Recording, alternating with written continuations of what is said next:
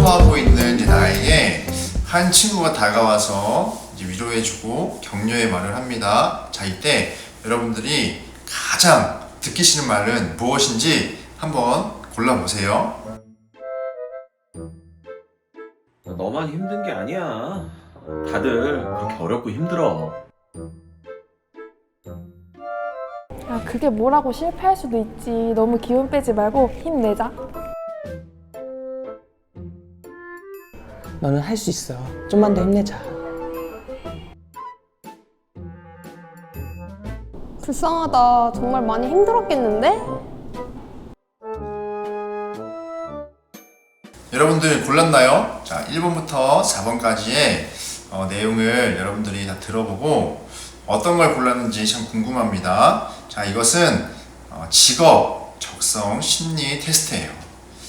너무 진지하게는 받아들이지 말고, 자, 이럴 수도 있다라는 심리 테스트인데, 자, 먼저 1번. 자, 1번 뭐였죠? 1번. 너만 힘든 게 아니야. 다들 그렇게 어렵고 힘들어. 자, 이것을 고른 사람은 자신만의 개성을 그리고 창조성을 인정받고 싶어하는 사람이라고 합니다. 자, 그래서 상상력과 기발한 아이디어를 발휘할 수 있는 광고 또 출판업계의 직장이 조금은 어울린다라고 얘기를 하네요. 자, 2번. 우리 2번 고른 친구는 누가 있을까? 자, 2번은 실패를 인정하기 싫어하고 동정과 위로의 말을 또한 싫어하는 사람이래요. 정말 그래요? 자, 평소 일을 진행할 때도 구체적으로 계획을 세워서 또 그 계획대로 일이 잘 진행되었을 때 만족을 느끼는 사람이라고 합니다.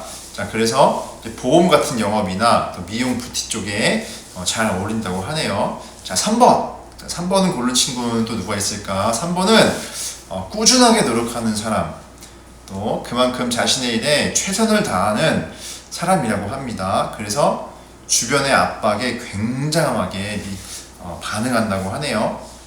자, 이 사람은 이제 꾸준하게 일할 수 있는 직업. 자, 공무원이 최고죠, 공무원. 공무원이 최고라고 합니다. 자, 4번. 자, 4번은 뭐가 있을까? 4번은 자존심이 강한 당신은 자, 누군가 나를 위로해주거나 동정해준 것을 싫어하는 유형, 즉 남에게 나의 약점을 보여주기 싫어하는 사람이라고 하네요. 자, 그래서 자신의 판단으로 움직이고 결과가 나오는 프리랜서가 잘 어울린다고 합니다. 목사님은 4번 골랐어요. 4번. 프리랜서가 잘 어울린다고 하는데 잘 모르겠어요. 목사님 개인적으로는 1번이 조금 더 맞지 않나 싶습니다. 너무 진지하게 받아들이지 말고 그럴 수도 있고 아닐 수도 있다라는 심리 테스트였습니다. 2주 전에 여러분 그룹톡에서 나눠준 이 활동지에 보게 되면 그 아래 부분에 이제 워크넷이라는 이 사이트를 알려줬어요. 그럼 거기 들어가서 다양한 인격성 검사 또 직업 검사를 혹시 해보셨나요? 목사님은 2달 전쯤에 우연하게 이것을 해봤었어요. 직업 선호도 검사 또 인격성 검사를 했는데 단 한 번도 높게 나오지 않았던 사회성이 2번째로 높게 나왔습니다. 그 당시 직업 상담사 분에게 이제 이것을 이제 의뢰를 받고 이제 했었는데 그분이 하는 말이 목사님이 이제 육아를 하고 있으니까 또 결혼하고 또 육아 때문에 가정을 돌보다 보니까 사회성이 이제 높아졌다 그렇게 볼 수 있다라고 얘기를 하더라고요. 참 신기했어요. 이것을 한번 해봤던 친구가 혹시 있을 수도 있고 또 그래서 난 한번 해봤기 때문에 안 해도 돼 라고 생각할 수 있지만 절대 그렇게 생각하시면 안 돼요. 한번 했던 친구들도 다시 하면서 내가 어떤지 이렇게 꼼꼼하게 체크를 하고 나의 현재 상태를 이제 볼 줄 알아야 합니다. 그래서 부족한 부분이 어떤 부분이고 또 내가 이렇게 성장하고 싶은 부분은 어떤 부분인지 체크할 수 있는 중요한 자료가 될 수 있어요. 그리고 이러한 꾸준한 확인은 우리가 직업을 선택을 하고 또 우리 인생의 분명한 목적대로 하나님께 영광을 돌리기 위해 사는 이 인생의 정체성이 흔들리지 않도록 우리에게 도움을 줍니다. 그러니까 꼭 한번 해보세요. 지난주 우리 일반 직업이 하나님의 일이 될 수 있나요? 라는 질문을 가지고 직업과 소명에 대해서 함께 나눴었습니다. 여러분들이 어떻게 잘 이해했는지 정말 궁금해요. 또 여러분들이 궁금한 내용이나 이런 부분 잘 이해가 안 돼요, 조금 더 알고 싶어요 하는 부분들 계속해서 목사님에게 연락을 주고 또 목사님과 계속 이렇게 소통하면서 여러분들이 정말 실질적으로 어떻게 직업을 준비하고 또 해야 되는지 이런 부분들을 같이 나누고 또 준비할 수 있었으면 좋겠습니다. 그래서 직업은 돈을 버는 수단이기도 하지만 동시에 이 관계성을 통해서 수익을 더욱 창출할 수 있다. 그때 하나님의 성품을 가지고 그 성품을 드러냄을 통하여 세상이 보여주지 않는 새로운 관계성을 맺으면서 하나님의 일, 하나님의 영광을 돌릴 수 있다라는 것이 지난주의 핵심 내용이었습니다. 그래서 세상에서 어떤 막 성공과 거대한 일을 우리가 이루는 것이 아니라 지금 학생이라는 신분에서부터 하나님의 성품을 드러내고자 노력을 하고 또 실천하는 것이 더욱 중요하다는 것이었는데 여러분 어떻게 잘 이해하고 받아들였는지 모르겠습니다. 자, 오늘은 이 일반 직업에서 어떻게 하나님의 부르심, 이 소명의 목적을 발견할 수 있는가에 대한 부분을 나눠보려고 해요.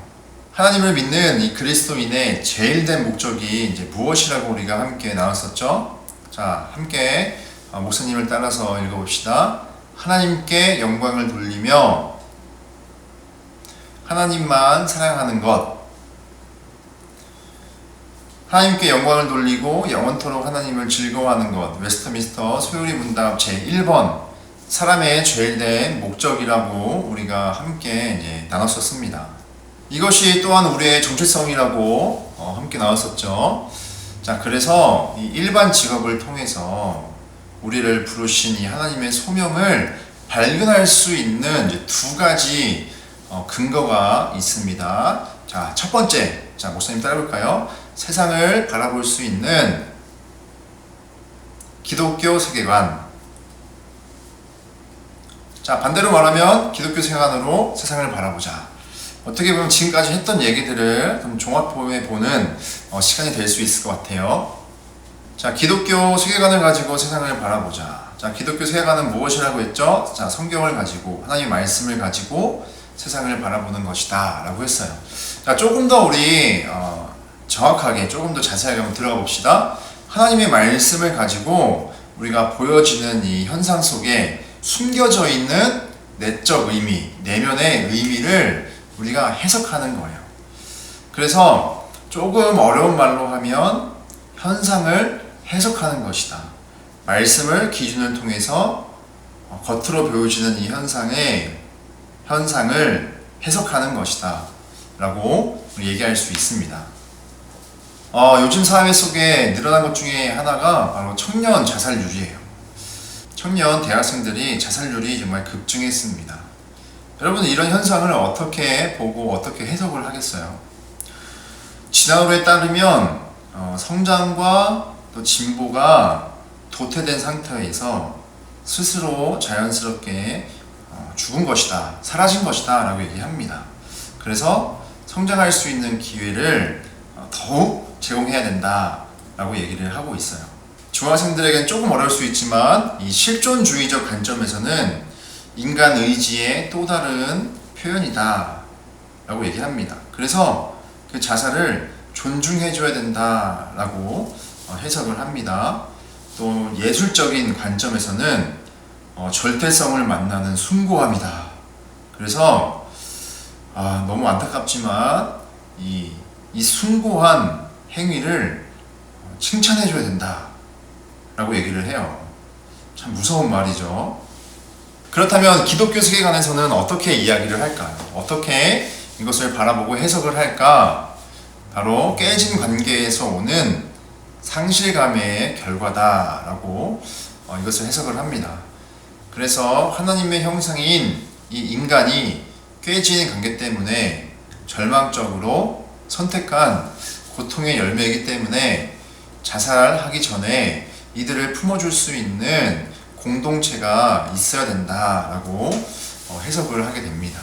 이 외에도 다양한 어떤 이론들을 가지고 이 현상을 해석할 수 있는데, 여러분 다양한 세상 속에서 난 이런 이론이 너무 좋아, 나는 이런 이론이 너무 마음에 들어 라고 해서 그 이론을 선택하면 절대 안 돼요. 보여지는 이 사회의 모습 속에 숨겨져 있는 이 내면의 모습을 들춰내서 문제를 찾고 또 그 해답을 발견해 줄 수 있는 실질적인 이 사상들, 옳은 사상을 여러분들이 선택을 해야 합니다. 그리고 그것이 바로 기독교 세계관이다 라고 목사님은 감히 얘기할 수 있는 거예요. 그런 의미에서 기독교 세계관은 단순히 이 종교 내 영역 안에 제한을 두고 있지 않죠. 기독교 세계관의 이 핵심은 뭐라고 했죠? 바로 창조, 타락, 구원의 틀을 가지고 세상을 바라보는 것이다. 그래서 내가 어디를 가든지 누구를 만나든지 하나님의 은혜와 사랑으로 변화되어지고 회복되어져야 된다. 즉 하나님의 시선을 가지고 그들을 바라봐야 된다 라고 이야기를 했었습니다. 하나님의 시선을 가지고 사회 전체적인 부분의 회복을 위해서 다양한 방법을 시도해야 하는데, 직업도 마찬가지라는 거예요. 직업 또한 그런 역할로서 사용되어지는 도구, 즉 하나님의 성품을 드러내며 관계 속에서 하나님의 일을 감당하는 도구라는 것입니다. 그렇기에 직업을 선택할 때 세상의 부와 성공이 아니라 신앙을 가지고 선택해야 된다. 그것이 최우선의 조건이다 이라고 지난 시간에 함께 나눴었습니다. 그러니 어느 것 하나 우리에게 의미 없는 것이 없는 거예요. 의미 없어 보이는 일상 속에서, 또 의미 없이 그저 지나가고만 있는 것처럼 보이는 이 코로나 시대 가운데 그 속에서도 중요한 의미를 발견하고 또 꽃이 피울 수 있는 그 능력이 바로 기독교 세계관 속에 여러분 숨겨져 있는 능력이라는 사실을 여러분들이 믿으시길 바랍니다. 삶에서 의미를 발견하는 건 얼마나 중요한가요? 동기부여가 되는 그 삶은 그 사람을 움직이게 하기 때문에 의미를 발견하는 것은 너무나 중요합니다. 세상에서 얘기하는 이 의미, 사회에서 의미가 있는 것들에 대한 조건이 있다고 얘기를 합니다. 자, 먼저는 내가 주인공으로서 주도하는가, 둘째는 사람들에게 주목받고 인정을 받는가, 셋째는 소유하고 누릴 수 있는가, 세 가지입니다. 자, 반대로 말하면 내가 주도할 수 없고 사람들의 관심이나 인정을 받지 못하고 써먹을 수 없으면 뭐예요? 무의미하다라는 것이죠. 그러나 기독교 세계관이 말하는 이 의미의 가치는 정반대인 것입니다. 사회가 무의미하다고 말하는 정말 낮게 평가하는 섬김, 고난, 기다림, 오래 참음, 용서, 책임, 잊혀짐, 또 존재없음도 충분한 가치가 있고 소중하다고 기독교 세계관은 그 의미의 가치를 매기고 있어요. 그래서 기독교 세계관은 그저 단순히 이론을 정립하고 지식을 채우는 것에서 멈추지 않습니다. 정서적 변화와 행동이 일어나기까지 인식의 전환을 우리에게 계속해서 시켜주고 있어요. 인식의 전환을 통해서 우리가 계속해서 변화될 때 하나님의 마음을 우리 마음에 전해주시고, 또 전해주신 이 하나님의 마음을 가지고 하나님의 성품을 통해 세상과 새로운 관계를 맺게 하여 하나님께 영광을 돌리게 하는 것, 그것이 기독교 세계관입니다. 그러므로 우리는 기독교 세계관을 가지고 세상을 보며 해석할 수 있는 이 훈련이 필요할 수밖에 없겠죠. 특별히 직업과 또 우리 고등학생들 전공을 선택할 때 기독교 세계관으로 바라볼 수 있는 이 훈련과 또 노력이 너무너무 필요합니다. 자, 두 번째는 함께 따라 볼까요? 마음의 힘. 마음의 힘입니다. 이 마음의 힘을 가지고 우리 마음이 이제 건강해야 하는데, 자, 대부분 사람들이, 목사님도 그렇지만 우리 마음을 돌보지 않아요. 우리 마음은 그저 들판에 핀 잡초 마냥 그냥 가만히 내두면 알아서 저절로 잘 크고 있다고 생각을 하죠. 그래서 우리 마음은 힘이 없어요. 가끔 나 왜 이러지? 나 왜 이러지가 아니라 여러분 마음도 목사님 마음에 힘이 없기 때문에 당연히 이제 그러는 겁니다. 자, 마음에 힘이 없는 상태에서 나타나는 이제 다양한 현상이 있는데 먼저는 열정이 사라지고 또 감정이 이제 무뎌집니다. 원인 모를 우울함과 또 불안함이 계속해서 찾아와요. 또 나는 할 줄 아는 게 없어. 재능을 발견하지 못하는데 당연하죠. 계속해서 우리 마음이 수시로 역습을 당하니까 자신은 재능이 없다고 저평가를 하게 됩니다. 또한 자신을 사랑해 줄 수 있는 이 공간을, 관계를 찾아다녀요. 물론 우리는 사랑을 받아야 건강한 마음을 가질 수 있습니다. 그런데 또 반대로 우리는 또 남을 사랑해야 하는 의무와 책임감이 있어요. 그러나 우리 마음이 힘이 없기 때문에 늘 인정받고 싶고 관심받고 싶고 또 배려받고 싶고 또 좋다 해주는 곳에 가고 싶은데 조금이라도 나를 거절하는 낌새가 보이면 힘들어하고 그 자리를 박차고 떠나버리게 됩니다. 그래서 우리 마음에 힘을 줘야 돼요. 힘. 그런데 잘 생각해보면 우리는 우리 마음을 돌아보고 있었나. 목사님도 목사님 마음을 제대로 돌아본 적이 없는 것 같아요. 우리 여학생들 수시로 이렇게 거울 꺼내서 막 이렇게 거울 보잖아요. 그쵸? 근데 한 번도 마음을 제대로 본 적은 없을 것 같아요. 또 우리 남학생들 틈만 나면 밥 줘! 하는데 여러분, 내 몸의 배고픔은 챙기면서 우리 마음의 굶주린 우리 마음은 여러분 한 번도 제대로 챙겨보지 않았을 것 같습니다. 여러분, 우리 마음도 음식이 필요해요. 우리 마음이 건강해지고 힘이 생기려면 우리 마음도 무엇인가를 이제 먹어야 되는데 그것은 바로 사랑과 존중입니다. 다시 한번 따라해볼까요? 사랑과 존중. 하나님이 우리를 만드신 분명한 목적이 있습니다. 그래서 그것이 우리 정체성이 되는데 사람의 입장에서는 하나님께 영광을 돌리고 하나님만 사랑하는 것이죠. 자, 그렇다면 하나님 입장에서 우리를 만드신 목적이 또 있을 거잖아요. 그것은 바로 우리와 친밀한 관계를 맺고자 사랑의 관계로서 하나님의 형상을 따라 우리의 마음을 지으신 거예요. 그래서 우리가 사랑과 존중이라는 이 음식을 먹어 마음에 이제 생기를 얻게 되는데 하나님과 가족과 또 사랑하는 지인들을 통해서 내 모습 있는 그대로 사랑해주는, 표현해주는, 소중하게 여기는 그런 마음의 음식을 우리가 계속해서 얻어야 한다는 것입니다. 그런데 세상은 그렇게 이야기하지 않습니다. 스스로 내 가치를 증명하라 라고 얘기를 해요. 세상이 얘기하는 스스로의 가치를 증명하는 두 가지 방법이 있는데 하나는 경쟁에서 이기는 것, 그리고 두 번째는 남들이 모두가 부러워할 만한 어떤 것을 가지고 있는 것. 그래서 둘 중에 하나가 없으면 그 사람은 가치가 없다 라고, 무의미하다 라고 이제 이야기를 하겠죠. 앞으로 우리가 계속해서 느낄 마음들일 것 같아요. 이제 목사님도 그랬고 우리 친구들도 그럴 것 같은데 여러분, 지금부터 여러분들이 마음을 정말 이렇게 꽉 잡고 가야 할 것은 세상이 얘기하는 것처럼 우리를 가치를 증명하라고 압박하고 계속해서 푸시할 때 또 우리가 또 그렇게 우리 스스로를 증명하고자 할 때 느껴지는 마음이 있습니다. 그것은 바로 나는 할 수 없구나 라는 거예요. 내 스스로 내 가치를 증명하고자 계속해서 노력하는데 얻어지는 것은 실패와 좌절뿐입니다.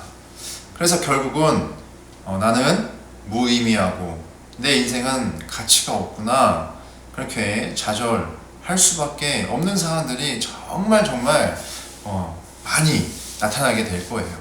그래서 사람 스스로는 자신의 가치를 증명할 수 없다. 여러분, 그렇게 생각할 수 있습니다. 예를 들어서 200층짜리 건물이 있다 생각을 해봅시다. 한밤에 200층짜리 건물을 환하게 어느 누가 어디서나 봐도 볼 수 있게끔 조명을 가지고 비친다고 한번 생각을 해보세요. 무려 200층입니다. 가능할까요? 물론 막 헬기로 조명 띄우고 막 서칭 비치고 해서 대부분의 이 건물을 비출 수 있을 것 같으나 그런데 모든 것을 비출 수는 없어요. 하지만 딱 단 한 가지 방법이 있습니다. 그것은 바로 태양이 뜨면 돼요. 태양이 뜨면 먼지 하나까지 다 보일 정도로 어느 면에서 봐도 이 200층 건물이 보여지게 되는 것이죠. 사람의 가치가 이와 같습니다. 그 무엇으로도 우리를 증명해 줄 수 없어요. 그 가치를 드러낼 수가 없습니다. 왜냐하면 우리 모두는 하나님의 형상으로 지어졌기 때문이죠. 우리가 하나님을 통해서만이 우리의 진정한 의미와 가치를 발견할 수 있는 것이에요. 그러니 내가 무슨 일을 할 때 그때 소중한 존재고 가치 있고 의미 있는 존재가 아니라 내게 주어져 있는 자리에서 내가 어떠한 마음을 가지고 어떻게 행동하냐, 그것이 더욱더 우리를 가치 있게 하고 소중하게 우리를 만들어 준다는 것입니다. 왜냐하면 나는 하나님께 돌아가서 하나님 안에서 발견되어지는 내 모습, 또 그 모습을 가지고 하나님의 성품을 드러내고자 삶 속에서 부단히 노력할 때 내가 나된 진정한 의미와 가치를 발견할 수 있기 때문이죠. 사도 바울을 함께 봅시다. 오늘 읽을 말씀 24절에 보게 되면, 물론 그 앞절에서도 얘기하지만 24절에 보게 되면 하나님께 받은 이 사명, 이것을 완수하기에는 자신의 생명조차 아끼지 않고 그 목적을 향해 달려간다 라고 우리에게 고백하고 있습니다. 예를 들어서 한번 이렇게 또 한번 생각해 봅시다. 여러분들이 이제 다 전부 15살이에요. 15세가 됐는데 여러분들이 이제 서울대 수석으로 이제 입학을 했어요. 15세 때. 그리고 무려 4년 과정을 17세에 또 수석으로 졸업을 합니다. 그리고 20세에 여러분들이 서울대 교수가 됐어요. 그 앞으로 막 짱짱한 이제 일들이 이제 준비가 되어져 있습니다. 자, 그때 예수님을 만나고 나에게 이런 모든 것들이 다 무의미하구나, 버려야 되겠구나 라고 여러분들이 선택의 길에 섰을 때 정말 버릴 수 있겠어요? 우리가 빌립보서 3장 7절 말씀 한번 읽어봅시다. 시작. 그러나 내게 유익하던 그 모든 것을 나는 그리스도를 위하여 다 버렸습니다. 아멘. 사도 바울은 당시 정말 엘리트 중에 엘리트였어요. 목사님이 이렇게 예를 들었지만 그보다 더하면 더했지, 정말 그 앞길이 보장되어 있는 당시에 정말 1%에도 미치지 않는 정말 0.1%에 해당하는 진짜 그런 엘리트였습니다. 자, 그런 사도 바울이 예수님을 만나자 말씀에서 뭐라고 얘기하고 있어요? 내게 유익했던 그 모든 것들이 이제는 유익하지 않다. 예수님을 위해서 다 버렸다. 8절에서 보게 되면 심지어 나에게 유익했던 그 모든 것들은 똥이다, 배설물이다 라고 그렇게 우리 8절 말씀 여러분들 한번 읽어보세요. 배설물을 읽었다. 나에게 더 이상 가치가 없다 라고 바울이 고백을 하고 있습니다. 왜냐하면 예수님을 알고 하나님의 성품대로 자신에게 주어진 소명을 완수하는 것이 세상의 그 무엇보다 소중하고 가치가 있는 것을 사도 바울이 예수님을 만나고 깨달았기 때문이죠. 사랑하는 우리 중고등부 학생 여러분들, 우리 지난 시간은 일반 직업이 하나님의 일이 될 수 있습니까? 라는 질문을 가지고 나눴다면, 오늘 이 시간은 일반 직업을 통해 하나님의 소명을 어떻게 발견할 것인가? 라는 질문을 가지고 지금껏 우리가 함께 말씀을 나눴습니다. 두 가지로 함께 나눴는데, 첫째는 기독교 세계관을 가지고 세상을 바라보자. 그동안 이야기들을 조금 더 모아서 조금 더 자세하게 이야기를 했어요. 그리고 두 번째는 우리의 마음을 돌아보자. 우리의 마음이 건강해야 된다. 힘이 있어야 된다. 그래서 우리의 마음이 건강하려면 사랑과 존중의 열매를 음식을 먹어야 한다 라고 함께 나눴죠. 세상의 소리에 따라가다 보면 압박받고 스트레스 받고 또 부단하게 노력하지만 실패와 좌절을 맛보고 결국은 나는 무의미한 존재, 나는 아무런 가치가 없는 그런 존재로 소중함을 느끼지 못하게 됩니다. 그러나 여러분들이 무엇을 하고 또 무엇을 잃어야만 소중한 그런 사람이 아니라 있는 모습 그대로 소중한 하나님의 걸작품이에요. 그래서 여러분들이 늘 하나님 안에 거하고 또 하나님 안에서 주어지는 은혜 가운데 나에게 주어진 이 소중한 인생의 의미의 가치를 여러분들이 발견하고 깨달아야 합니다. 이것을 여러분들이 가슴에 새기고 절대 잊어버리지 않았으면 좋겠어요. 그것을 기억하고 계속해서 고민하고 기도하고 또 말씀을 또 통해서 여러분들이 여러분의 인생을 또 직업을 선택할 때 그 속에 분명 하나님이 주시는 놀라운 지혜를 통하여 깨닫게 될 것입니다.